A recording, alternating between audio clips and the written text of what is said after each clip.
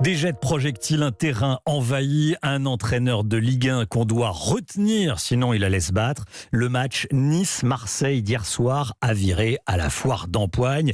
Ce matin, la ministre des Sports a dénoncé une insulte pour le football. Elle réclame des sanctions. On sera dans un instant avec Kylian Valentin, le porte-parole de l'Association nationale des supporters. Tout d'abord, on est avec vous. Jean-François Pérez, chef du service des sports d'Europe 1.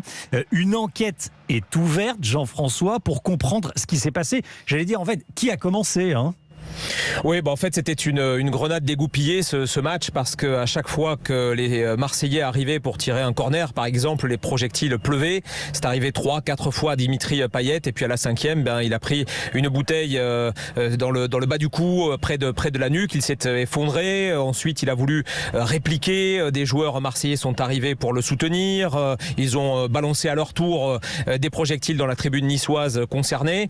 Là-dessus, des joueurs niçois sont arrivés. Les staffs des deux équipes sont arrivés. Il y a eu des scènes de bagarre générale, des scènes d'anarchie sur le terrain. Les stadions ont été rapidement débordés. Le terrain a été envahi, vous l'avez dit, Romain. Le match a été suspendu et pendant 1h30 de palabres, il ne s'est plus rien passé. Et puis, peu avant minuit, on a appris que le match était définitivement interrompu. Les Marseillais n'ont pas voulu reprendre parce qu'ils estimaient que leur sécurité n'était pas assurée. Alors, dans cette histoire, il y a eu beaucoup de fautifs et on va en reparler dans un instant. Mais n'empêche que les premiers ont été les supporters niçois qui, du début à la fin, ont balancé des projectiles donc sur le terrain. Et pourtant, assez bizarrement, Jean-Pierre River, vous allez l'entendre, le président de l'OGC Nice, rejette la faute, la responsabilité quasiment uniquement sur l'Olympique de Marseille. Écoutez-le. Je pense que le service de sécurité de Marseille n'a pas à intervenir sur le terrain et surtout frapper nos joueurs. 2 joueurs ont été frappés. Le préfet a demandé à reprendre le match. Les responsables du service d'ordre ont dit franchement pour nous il n'y a aucune problématique à reprendre le match. Je n'ai pas très bien compris la décision de nos confrères marseillais de ne pas vouloir reprendre le match. Voilà, et l'Olympique de Marseille qui a choisi de rentrer illico. Les supporters d'ailleurs étaient là pour les accueillir, les Marseillais, à 3h30 du matin, pour leur dire que toute une ville était derrière eux. Ils n'étaient pas les seuls, puisque vous avez entendu Roxana Maracineanu il y a quelques instants bien dire que sans doute la responsabilité était avant tout niçoise, puisque Nice accueillait ce match. La responsabilité et la sécurité leur incombaient. Bon, il va y avoir une enquête. Quelles vont être les conséquences pour les deux clubs, pour Nice et Marseille ? Alors il y a 2 volets qui vont être développés dans les heures et les jours qui viennent. Dossier judiciaire pour les supporters. Il y a eu 3 mineurs qui ont été interpellés pendant l'envahissement du terrain. Ils n'ont pas été placés en garde à vue, mais une enquête a été ouverte par le parquet de Nice. Il y a beaucoup de caméras dans les stades, donc ça veut dire que sans doute les fautifs vont être identifiés, repérés, sans doute bannis du stade pour quelques mois, voire quelques années, voire peut-être à vie, parce qu'il va falloir faire des exemples sans doute dans ce dossier. Et puis volet disciplinaire, parce que les 2 clubs ont été convoqués par la Ligue de football professionnel et on va savoir quelles sanctions seront adoptées dans les semaines qui viennent. Elles seront sans doute très lourdes, encore une fois, ça a été un précédent. Et d'ailleurs, le président de l'Olympique de Marseille, vous allez l'entendre, Pablo Longoria, lui a voulu justement que ces joueurs quittent le terrain pour créer un incident, pour créer un précédent pour que cela ne se reproduise plus. Écoutez-le. Ce qui s'est passé aujourd'hui, c'est complètement inacceptable. On doit faire des précédents pour le football français. L'arbitre était avec nous. Sa décision, c'était d'arrêter les matchs. Et la Ligue avait décidé, en question d'ordre public, de faire reprendre les matchs. Ce n'est pas acceptable. Voilà, l'OM qui espère que le match sera rejoué dans les jours ou les semaines qui viennent, peut-être à huis clos, parce que sans doute que le stade de Nice va être suspendu. Merci beaucoup Jean-François Pérez pour toutes ces informations. On est en direct avec Kylian Valentin. Bonjour monsieur, vous êtes porte-parole de l'Association nationale des supporters. Déjà, je voulais vous entendre, pas forcément le porte-parole de l'ANS, mais qu'est-ce que vous êtes dit en regardant le match d'hier soir ? Que c'était des gestes condamnables, mais de toutes parts, que ce soit de certains joueurs, de certains supporters, aussi des dirigeants, de tout le monde, que la responsabilité elle est partagée et qu'il ne faut pas tomber dans la facilité d'en faire une généralité en fait.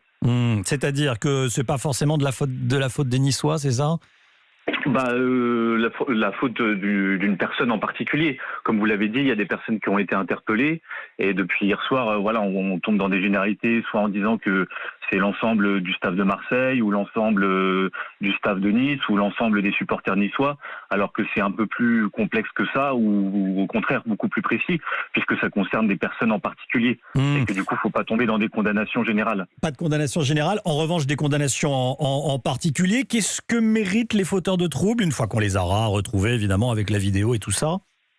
Ça, c'est pas à nous d'en juger, hein. Il y a d'autres institutions qui sont mieux faites pour ça que moi, pour pouvoir dire c'est quoi les condamnations. Donc ça appartient à ces institutions-là.